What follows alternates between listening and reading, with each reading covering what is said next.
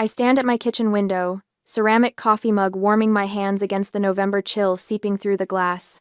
The morning routine I've perfected over 5 years of professional independence crumbles the moment I glance down at parking spot #34B. Empty. The space where my forest green 2022 Subaru Outback should be sitting stares back at me, oil-stained concrete mocking in its bareness. I blink, set down my mug, lean closer to the window as if proximity might materialize the vehicle I made the final payment on just last week. My first thought is logical. I parked somewhere else. But no. I remember clearly pulling in at 6 p.m. yesterday after the site visit, grabbing my portfolio from the passenger seat, the satisfying chirp of the alarm setting. The building doesn't allow overnight street parking. Towing requires notice. My phone feels heavy as I dial building management. This is Florence Wilson in 4B. My car's missing from my assigned spot. Let me check the overnight log. Keys click. No towing authorized for your space, Miss Wilson. You might want to file a police report. The words land like stones in my stomach.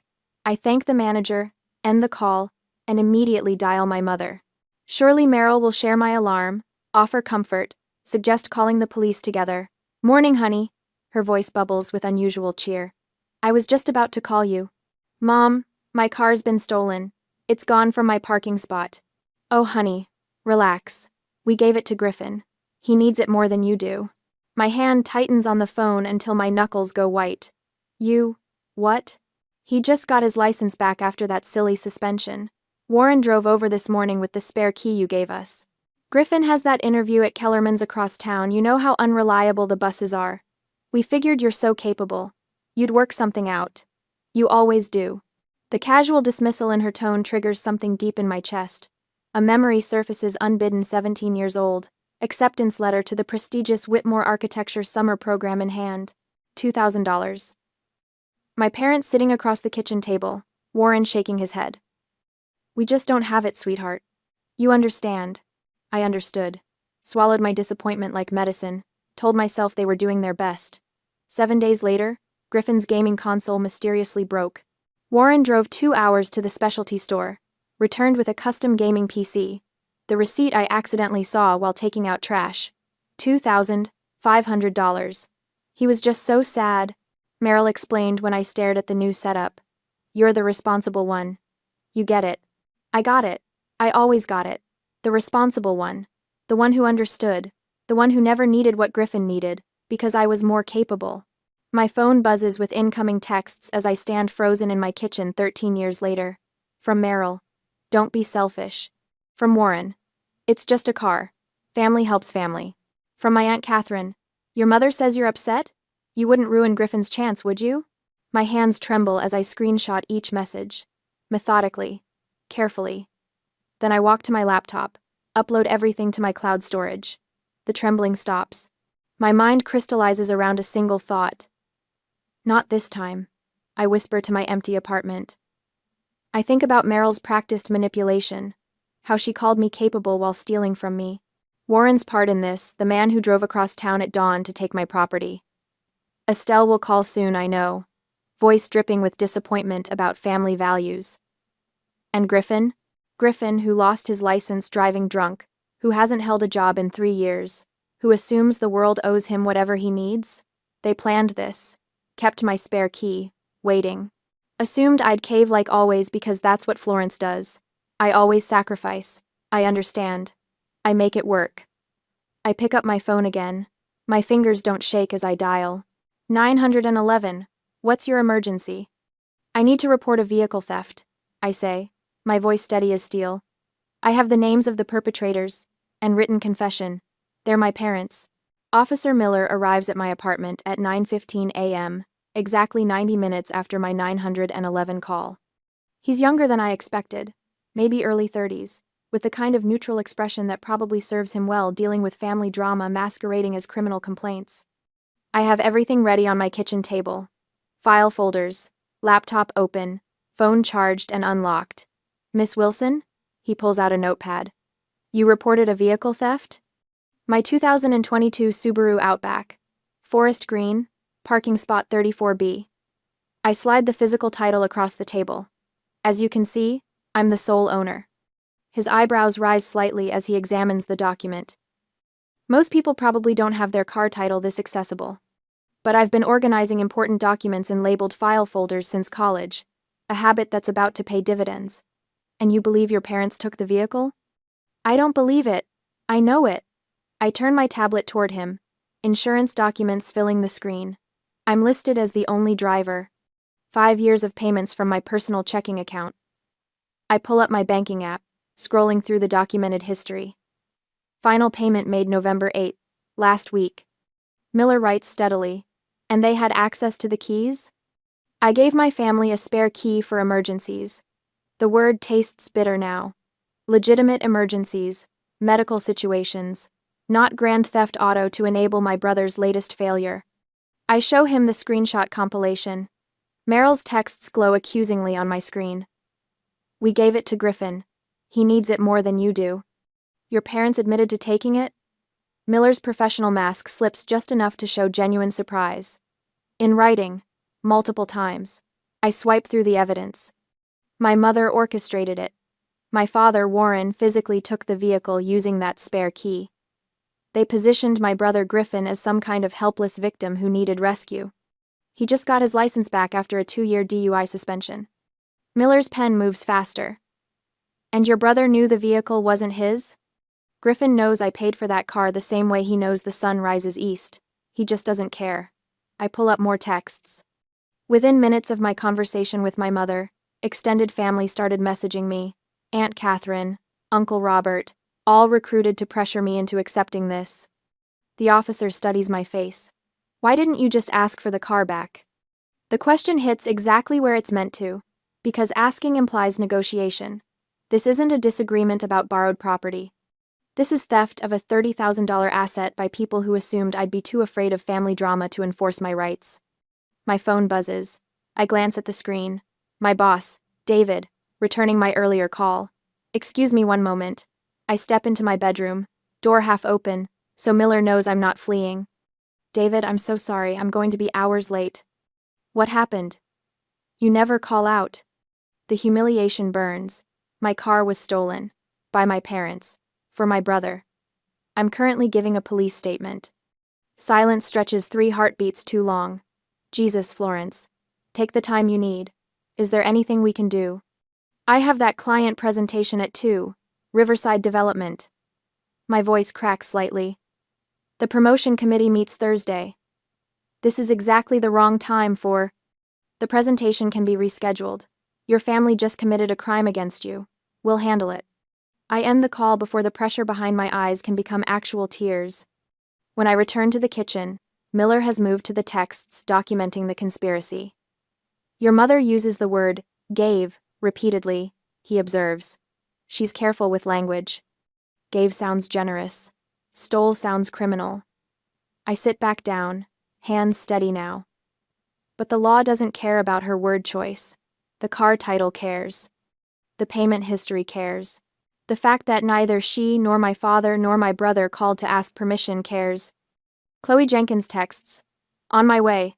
ETA 20 minutes. Don't you dare take the bus. Relief floods through me. Chloe's a junior architect at the firm, 7 years younger than me but somehow more emotionally competent than my entire family combined. The powerlessness of needing a ride to work like I'm 16 again makes my jaw clench. Miller closes his notepad. Miss Wilson, I'll be honest. Family theft cases are complicated. But you've documented everything I'd need for a conviction. The title, the payments, the written confession. He pauses. Are you sure you want to pursue charges against your parents? I want to pursue charges against everyone involved. Griffin for driving a stolen vehicle, Warren for taking it, Meryl for conspiracy. Each name lands like a gavel strike. This isn't about a car. It's about 30 years of being treated like my property and boundaries don't matter because I'm supposed to be the understanding one. Understood. He stands. I'll file the report. The vehicle description will go out immediately. If your brother's pulled over. When he's pulled over, I correct. Griffin drives like traffic laws are suggestions. Give it 6 hours. After Miller leaves, I sit alone in my kitchen. My coffee's gone cold. The morning light has shifted, no longer illuminating the empty parking spot quite so dramatically. In 12 hours, I've gone from dutiful daughter to family destroyer in their narrative. My phone buzzes. Chloe again. Pulling up. I grab my work bag, lock my apartment, and meet her at the curb. Her Honda Civic idles warm and safe, NPR playing softly through the speakers. I slide into the passenger seat, and the reality hits me. I'm being driven to work, like a child, like someone without resources or autonomy. First time they've done something like this? Chloe asks gently, pulling into traffic. I laugh, and it comes out bitter and sharp. First time I haven't let them. The clarity crystallizes completely in that moment. This was never about transportation. It's about respect. About whether I matter enough to be asked before my property is redistributed to someone they value more. I'm prosecuting all three of them, I say aloud, testing how the words taste. Chloe doesn't even blink.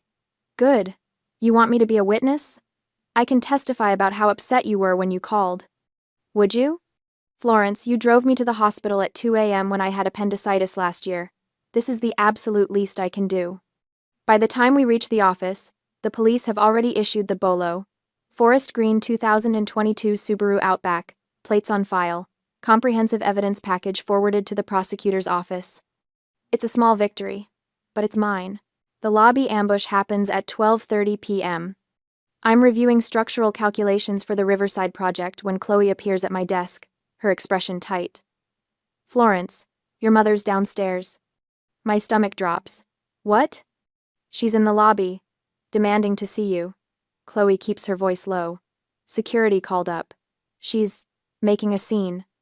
I save my work with hands that want to shake but don't. The elevator ride down feels both eternal and too brief. Through the glass doors, I can already see Meryl center stage in our firm's marble lobby, her voice carrying across the space designed for quiet professionalism. How could you? She's addressing the receptionist but projecting for everyone within 50 feet. Call the police on your own family? My colleagues freeze mid-stride. Sarah from accounting stands motionless by the coffee station. Two junior architects I've been mentoring hover near the stairwell, their faces reflecting pure second-hand embarrassment. You're sending your brother to jail! Meryl's performance hits full volume as I push through the doors. You monster! The receptionist, Maria, who always remembers my coffee order, glances between Meryl and security with obvious distress. Her hand hovers near the phone. Our security guard, Robert, approaches from his station, uncertainty written across his weathered face. Every instinct I've developed over 30 years screams to shrink. Apologize. Make this stop. Make it quiet. Instead, I walk straight toward her. My heels click against marble in the sudden silence. Meryl's performance falters when she sees me, then ramps up again. Florence, honey, we need to talk about... This is my workplace. My voice comes out level, professional. The voice I use with difficult clients. I don't look at my colleagues. I look at Robert. Please escort this woman out. She is trespassing. Meryl's mouth drops open. Actual shock crosses her face. She expected tears. An argument. The old Florence who would have rushed her outside, desperate to contain the damage. You can't be serious. Her voice loses its theatrical quality, turns sharp. Real. I'm your mother. And this is private property where I'm employed. I turn to Maria. Please note that Meryl Wilson is not authorized to visit me here. Security should remove her immediately if she returns. Chi. Robert moves in smoothly, decades of experience guiding him. Ma'am, I need you to leave the building. Florence! Meryl's shriek follows me as I turn back toward the elevators. This is ridiculous. We raised you better than this. I don't respond. Don't turn around. The elevator doors close on her voice, still echoing through the lobby, cutting off mid-accusation. My hands start shaking in the ascending elevator. Back at my desk, I expect whispers, judgment. Instead, Hannah from the junior architect pool appears beside me within minutes. My dad stole my identity when I was 22. She keeps her voice quiet. Opened credit cards in my name. I had to sue him to clear it. I stare at her. Hannah with the bright smile and perfect family photos on her desk. Sometimes family is just people who hurt you, she continues. You did the right thing. Throughout the afternoon, they keep coming. Tom mentioning his sister who borrowed $5,000 and disappeared. Maria sharing her brother's gambling problem that nearly cost her house. Stories emerging like water finding cracks, each one a small acknowledgement that I'm not alone in this. At 3 p.m., our senior partner, Richard Morrison, appears at my desk. My stomach clenches. Florence, a word? His office overlooks the river. Floor-to-ceiling windows, sleek furniture, the space where careers get made or broken. He gestures to the leather chair across from his desk. I heard there was an incident at work today. Yes, I keep my voice steady. My mother trespassed. Security handled it appropriately. Richard studies me over his reading glasses. Chloe mentioned you're dealing with some family issues. Vehicle theft? Heat crawls up my neck. I apologize for it affecting my workplace. You're apologizing? He leans back. Florence, you had security remove someone who was disrupting our office. That's exactly what you should have done. He pauses. I'm more concerned about you. Take whatever time you need. Your work speaks for itself. The tightness in my chest eases slightly. Thank you. The Riverside project can wait a few days if necessary. Family crises take precedence. Walking back to my desk feels different. Lighter. Chloe's organized a lunch delivery from the bistro down the street so I don't have to leave the building. IT stops by to offer blocking my family's numbers from the work phone system. Small protections building a wall between my professional life and the chaos trying to bleed into it. The call comes at 4:45 p.m. from Warren's personal cell, the number I can't block yet without seeming paranoid. You've lost your mind. His bellow makes me pull the phone from my ear. Several colleagues glance over. I walk to the small conference room, close the door. Tearing this family apart over a car? You stole my car. We borrowed it for your brother. You're going to send him to prison? He stole my car, while on probation. That's on him. After everything we've done for you. Warren's rage distorts his voice. We supported you all these years. Put a roof over your head, food in your mouth. Name one time. The words emerge cold. Certain. One specific time you supported me as an adult. Silence stretches across the line. I wait. The spare key. He finally sputters. We kept it safe for emergencies. And used it to commit theft. Anything else? More silence, his breathing heavy and frustrated. I'll tell everyone you've lost your mind. He threatens. The whole family, cousins, aunts, uncles, they'll know what you've done. Go ahead. I'm surprised by how calm I sound. Tell them I reported a felony. I'm sure they'll be fascinated. I end the call before he can respond. Chloe drives me home, refusing my protests. In my apartment building's lobby, the manager, Mr. Patel, stops me. Miss Wilson, I have security footage from this morning if you need it. A man matching your father's description was here around 6 a.m. Thank you. I'll get you the detective's information. Upstairs, Mrs. Patterson from 4C catches me in the hallway. Saw your father this morning, dear. Looked angry. You all right? The concern in her weathered face nearly undoes me. I'm fine. Thank you for checking. An hour after I came back, Rachel also came, college roommate, law school graduate, currently corporate attorney. She's brought wine and Chinese takeout. Chloe texted me. Rachel hands me a glass. I have a criminal defense attorney for you. Former prosecutor. She'll eat your family alive. My phone buzzes. A group chat forming. Team Florence. Chloe, Rachel, Hannah, Maria. Messages of support flowing faster than I can read them. I'm not alone in this anymore. Officer Miller's call comes at 6:47 p.m. Miss Wilson, thought you'd want an update. Your brother was pulled over doing 80 in a 55 zone about an hour ago. My wine glass pauses halfway to my lips. Vehicle's been impounded. He's in custody. Miller's voice carries grim satisfaction. Speeding in a stolen vehicle while on probation for DUI. His blood alcohol was .02, zero tolerance violation. Everything inside me goes still and focused. Your parents are listed as co-conspirators based on your evidence package. The DA's office is very interested in this case. After the call ends, I sit alone reviewing bank statements, calculating the impound fees I paid, $1,150, the towing, my Uber to work this morning, the missed client meeting that Richard graciously rescheduled. I pull out a fresh notebook, start documenting. Every cost, every consequence, every message, still flooding my phone from family numbers I haven't blocked yet. Estelle's name appears on my screen. My finger hovers over the decline button. The old Florence would answer. Brace for the guilt. The disappointment in her grandmother's voice. I let it ring. Screenshot the missed call. Save it with the others. Evidence. All of it evidence. My phone goes silent. I pour another glass of wine and return to my calculations. They wanted war. They're getting documentation. The next morning, the call comes at 8 a.m. sharp. I'm already awake, coffee growing cold in my hand as I review my documentation one more time. The courthouse number flashes on my screen. Miss Wilson? This is Assistant District Attorney Peterson. His voice carries skepticism like a scent. I sit straighter at my kitchen table, setting down the mug with deliberate care. Thank you for calling. I have to admit, Peterson says, in 15 years prosecuting, I've never had someone request criminal charges against their own parents. The pause stretches. He wants me to backtrack, to laugh nervously and say it's all been a misunderstanding. I stay silent. You understand what you're asking? Full prosecution for vehicle theft. Against your mother and father. They stole a $30,000 asset from my designated parking space, using a key I'd entrusted to them for emergencies. My voice doesn't waver.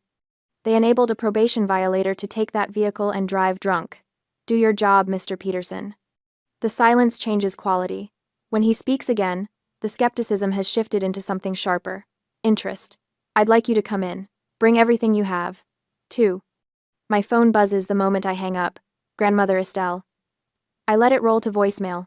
Watch the notification appear. 3 more calls follow in quick succession. Uncle Robert. Aunt Catherine. Cousin Sarah.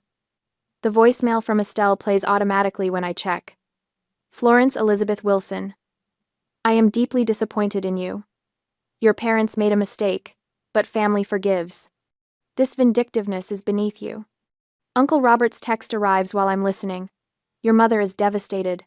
Is this really worth destroying the family? I screenshot both. Add them to the folder labeled Evidence, Family Pressure Campaign. 17 items now.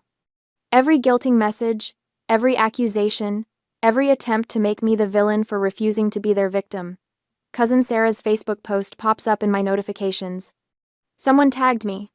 Praying for families torn apart by cruelty. Some people value money over blood. So sad. Screenshot. Save. Document the timestamp. I don't comment, don't engage. Just preserve the evidence of their coordinated attack. My phone rings again. Meryl this time. I almost decline, then reconsider. Answer on speaker. Recording app already running. You need to stop this insanity right now. No greeting, no pretense. Do you have any idea what you're doing to your father? To Griffin? I know exactly what I'm doing. This is about a car, Florence. A car? You're going to send your brother to prison over a car? No, Mom.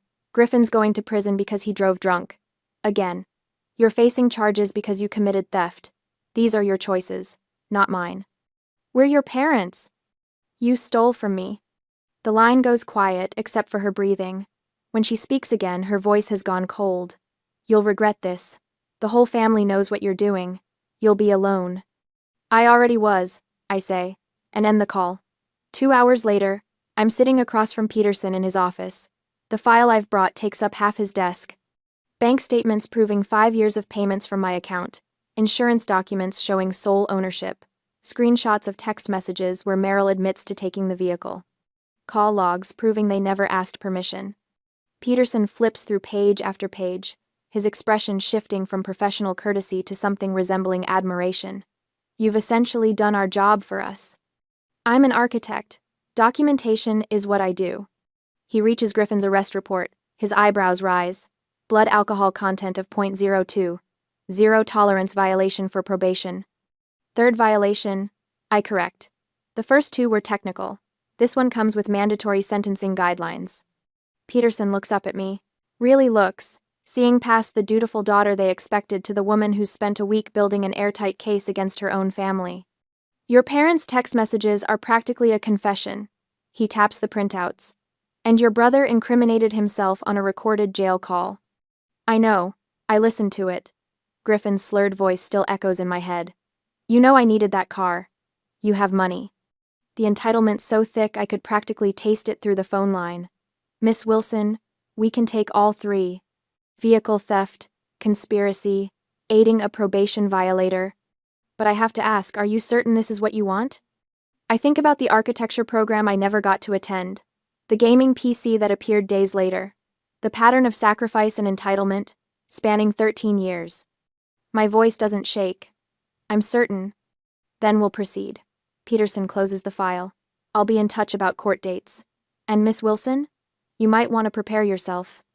This is going to get uglier before it gets better. He has no idea how ugly it's already been. I pay $1,150 at the impound lot that afternoon. The clerk processes my card without comment, but her eyes hold questions she's too professional to ask. I sign the release forms, take the keys. She slides across the counter. Walking across the gravel lot, I spot my Subaru in the third row. Even from a distance, I can see it's wrong. The proud vehicle I detailed every month sits lower somehow, diminished. The driver's door opens with the familiar click, but the smell hits me like a fist. Stale beer, cigarette smoke, fast food grease. The pristine interior I'd maintained looks like a frat house aftermath. Cigarette burns mar the passenger seat. Burger wrappers litter the floor. The steering wheel feels sticky under my hands. I pull out my phone, start documenting. Photographs from every angle. The ashtray I never used, now overflowing. The mileage showing 400 extra miles in a single day. The gas gauge sitting on empty. The oil change light glowing amber. Every violation gets cataloged, time-stamped, saved to cloud storage. This isn't just my car anymore. It's evidence. Proof of how little respect they had for what was mine. My phone rings while I'm photographing the back seat. The jail. I almost don't answer, then remember Peterson's words about Griffin's recorded call. I accept, stay silent. Florence? Florence, I know you're there. You have to fix this. Griffin's voice carries that edge I know too well. The one that appears when he's not getting his way fast enough. I needed that car. You know I needed it. You have money, you could have figured something out. I say nothing. Let him fill the silence with his own destruction. That job interview was real. Okay, fine. I got fired 6 months ago, but I had a real chance. My buddy could have set me up with something. I just needed to get there. The admission lands like a stone. No job interview, just another lie in a lifetime of lies. He'd been driving to see his dealer friend, I realize. The extra 400 miles suddenly making terrible sense. Say something. You can't just let them do this to me. To Mom and Dad, we're family. Griffin, I finally speak, my voice level. You stole my car while on probation and drove it drunk. Mom and Dad helped you do it. These are the consequences. You're going to regret this. When I get out. I hang up. Add the call to my evidence file. Consider mentioning the threat to Peterson, and decide it's unnecessary. Griffin's rage is impotent now. The system has him. That evening, Estelle calls again. This time I answer. Your parents aren't speaking to each other. Her voice trembles, frantic. Merrill called Warren weak. Warren blamed her for pushing too hard. Florence, you have to stop this. You're tearing the family apart. No, Grandma, they tore it apart when they stole from me. I'm just refusing to pretend it didn't happen. But they're your parents. And I'm their daughter. That should have mattered more. I hang up gently this time. Pour myself a glass of water. Sit at my kitchen window looking down at parking spot 34B, where my Subaru sits exactly where it belongs. My phone glows with notifications. More family members weighing in, more accusations, more evidence for my file. Peterson calls at 7 p.m. They want a plea deal, all three of them. What are the terms? That depends on you. What are your conditions, Miss Wilson? I pull out the list I've been preparing since the day this started.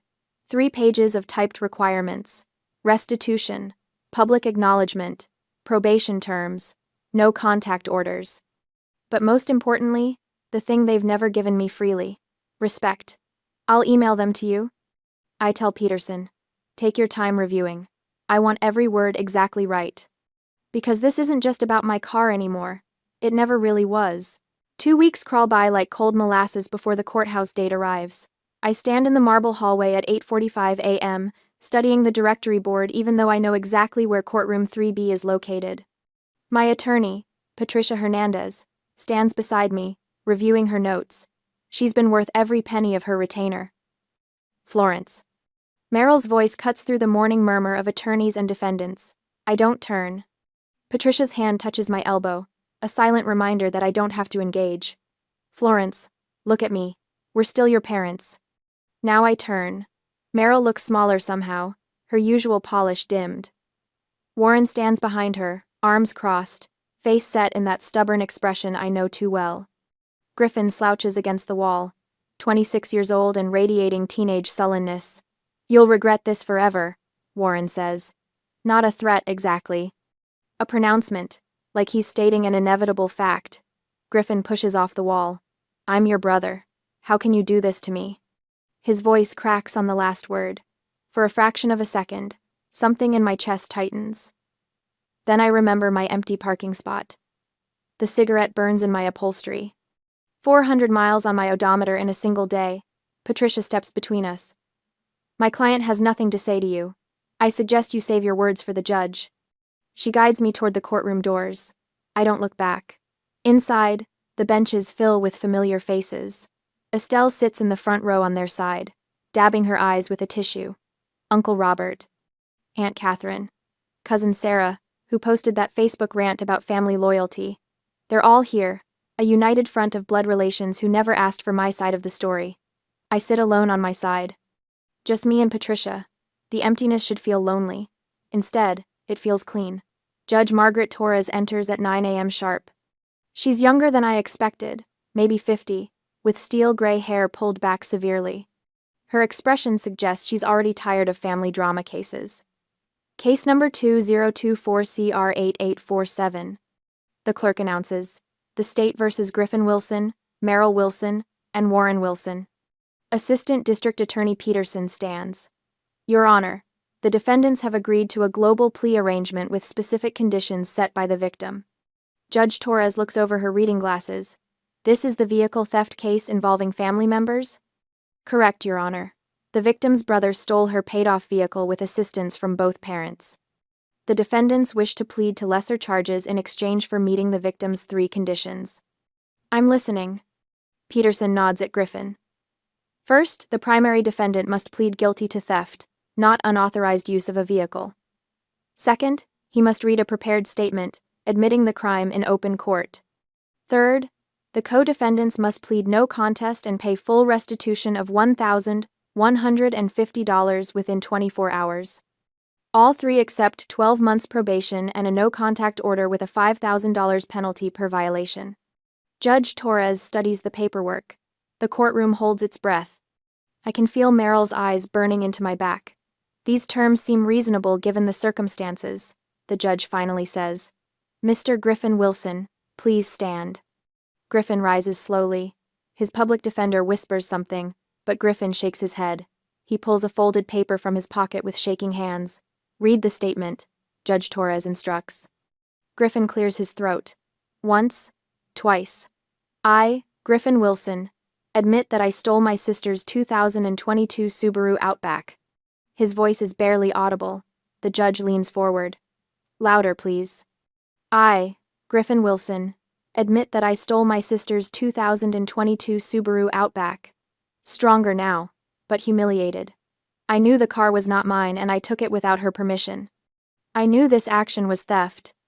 The word theft catches in his throat. Not borrowing, not using. Theft. The specific word that matters. The word that makes it real. Meryl's sob echoes through the courtroom. I don't turn to look. Those tears aren't for me. They're for herself, for the respectable image crumbling around her. Warren and Meryl Wilson approach the bench. My parents stand together. Warren's jaw is clenched so tight I can see the muscle jumping. Meryl keeps dabbing her eyes, performing grief for an audience. You are charged as co-conspirators in this theft, Judge Torres says. Her tone has cooled several degrees. How do you plead? No contest, Warren growls. No contest, Meryl whispers. Restitution of $1,150 is ordered, due within 24 hours.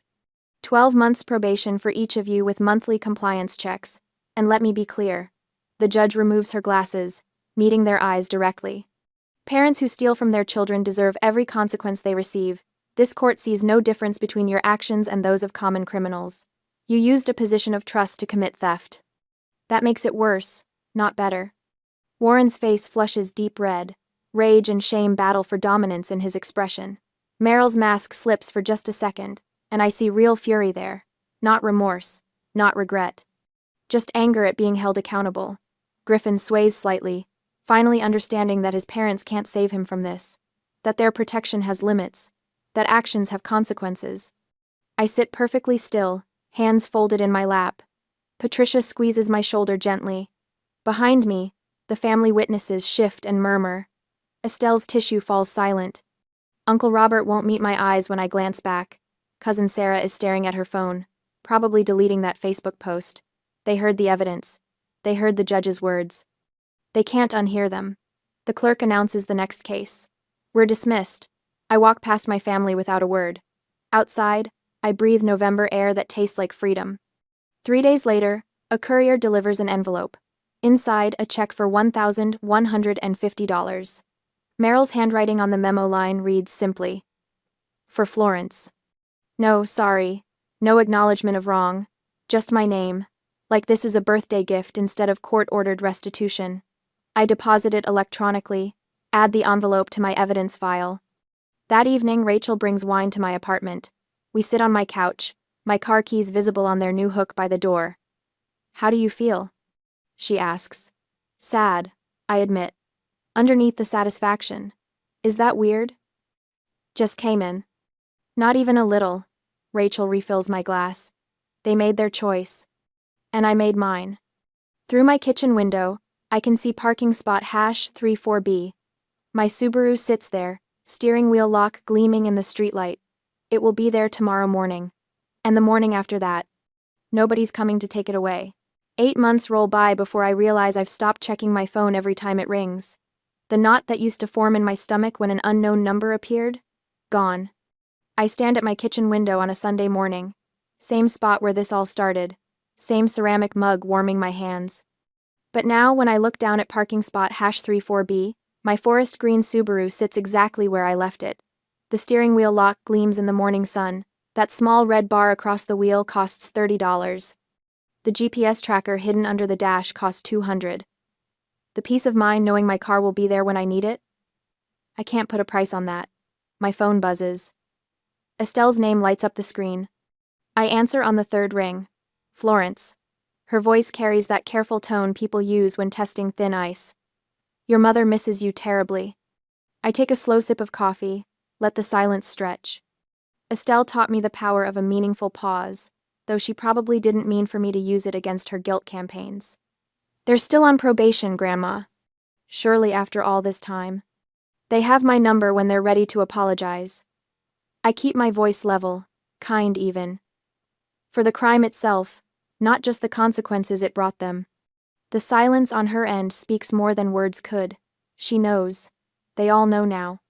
That courtroom confession stripped away any remaining pretense that this was about a simple misunderstanding between family members. "I understand," Estelle finally says, and for the first time in my life, I think she actually does. Monday morning, I walk into the architecture firm's main conference room as Senior Associate Florence Wilson. The promotion came through 6 weeks ago. My colleagues stood and applauded when the partners made the announcement. Chloe grabbed my hand under the table and squeezed. Nobody mentioned the family drama that could have derailed everything. They respected what I'd done instead. Now I lead the downtown development project I used to assist on. Younger architects seek me out during lunch, ask questions about boundary setting that have nothing to do with structural engineering. My story became something I never intended. Proof that standing up for yourself doesn't destroy your career. Sometimes it saves it. The letter arrives on a Tuesday, exactly 1 year after the court date. Griffin's handwriting shakes across the envelope, my name and address barely legible. I recognize the penmanship from childhood birthday cards, back when Mom made him write thank you notes for gifts I'd saved up to buy him. I open it standing by my mailbox. No excuses, no requests. Just 3 paragraphs admitting he's in therapy twice a week, attending AA meetings, working through why he thought the world owed him my property. He takes responsibility without asking me to forgive him or respond or do anything at all with this information. I fold the letter back into its envelope, file it in my desk drawer at home. Progress noted. No response needed. Maybe never needed. That choice belongs to me now. Friday night, Rachel and Chloe arrive at my apartment with Thai food and a bottle of wine. We've made this a monthly tradition, these dinners with the family I chose rather than the one I was born into. Other friends cycle through depending on schedules. Tonight it's just the three of us. My sister tried but it's Christmas guilt trip, Rachel says, spearing a piece of chicken. I told her my apartment holds 6 people comfortably, and she makes 7. Boundaries holding? Chloe asks. Like fortress walls. We clink glasses, share stories of relatives who finally stopped calling, cousins who apologized months later, parents who learned that love requires respect. My story isn't unique at this table. That realization comforts me more than any family reunion ever did.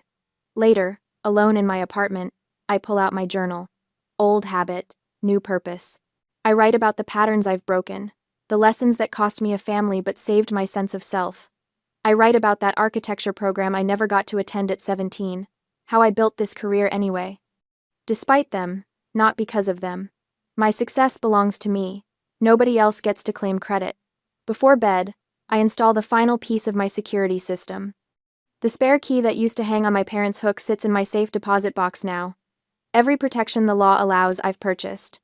Insurance policy updated with complete theft history. Documentation filed and backed up in 3 locations.